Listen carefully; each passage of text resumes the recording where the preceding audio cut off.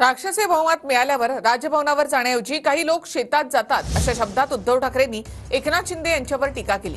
शिंदे सध्या साताऱ्याच्या दरे गावात आहेत। दरम्यान शिंदे प्रचारामध्ये व्यस्त होते आणि म्हणून त्यांनी 2 दिवसांची सुट्टी घेतल्याचं उत्तर अजित पवार यांनी दिलंय। राक्षसी बहुमत मिळाल्यानंतर सुद्धा काही जणांना शेतात पूजा अर्चा करायला जावं का लागतंय?